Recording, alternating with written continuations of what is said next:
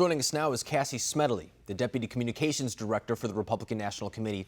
Cassie, when we look at the headlines this morning, until the most recent arrest against the officer, the headlines weren't so much about George Floyd. It was about the leadership in Minneapolis. It was about the unrest in Minneapolis last night.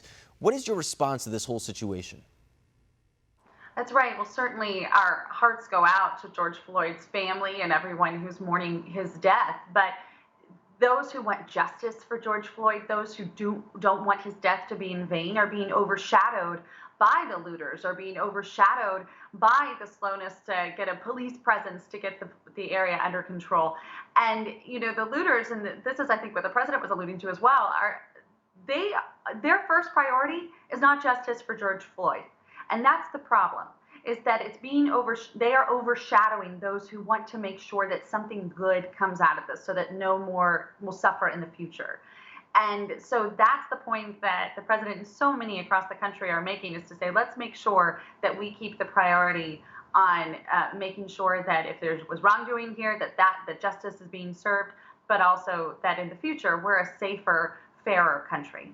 And even last night when I was watching the different networks, seeing their coverage of this, whether it be CNN, MSNBC, OAN, Fox News was actually re-airing Hannity, so I didn't get to see it on there. But when it came to that, even some of the people they were talking to were saying that we don't condone this violence. Many people who are from Minneapolis were saying we're not part of this. And even some videos on social media were showing individuals who were just showing up to some of these places, smashing windows, and then leaving. So I think you're right on to say that a lot of the people who do want justice for George Floyd, which is a very legitimate conversation to have, we're not part of this looting thing. But later in the night, too, the president also responded on Twitter saying when the looting starts, the shooting starts. And a lot of people saying that that was an insinuation that maybe the military should come in and take action. But a lot of conservatives saying that's not what he was saying. Instead, what he meant is that when things get violent, that's when people get hurt.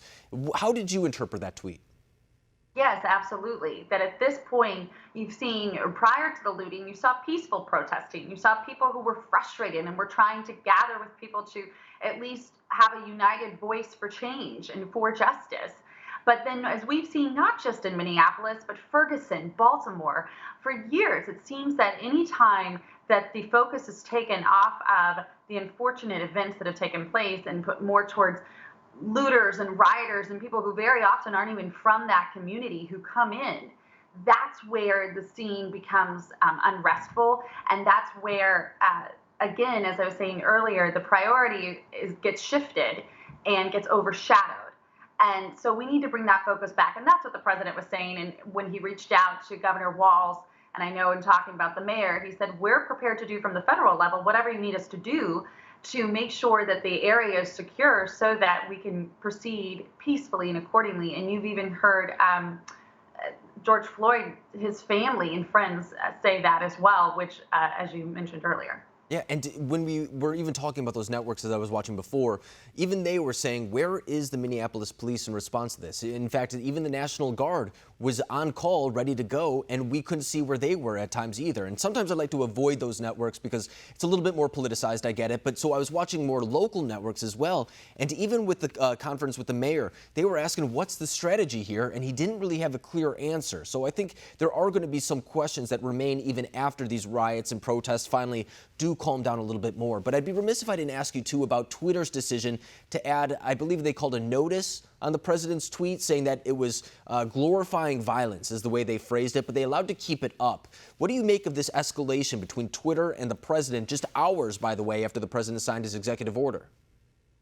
Well, when Twitter decides that they're going to be the, quote, arbiter of truth while they let the Ayatollah of Iran keep up his tweets clearly advocating for violence or unrest against Israel, while they let the Chinese Communist Party spokespeople put out blatantly false information about the origins of the coronavirus, then Twitter has put themselves in a position to say that they are not qualified to do this. And I hope the free market will take hold here and will say, we don't need Twitter. We're going to find another platform, or we're not going to stand for this, and we're going to push back on Twitter when they do this, which is what you're seeing from the president, what you're seeing from a lot of people, frankly, regardless of Republican or Democrat, if folks say, no, wait a minute, Twitter, you're really going about this in an irresponsible fashion. But so I think the free market will carry that out. I hope it will. but Twitter has a lot more explaining to do, and at the very least, ironing out to do in their process if they're going to push forward with this.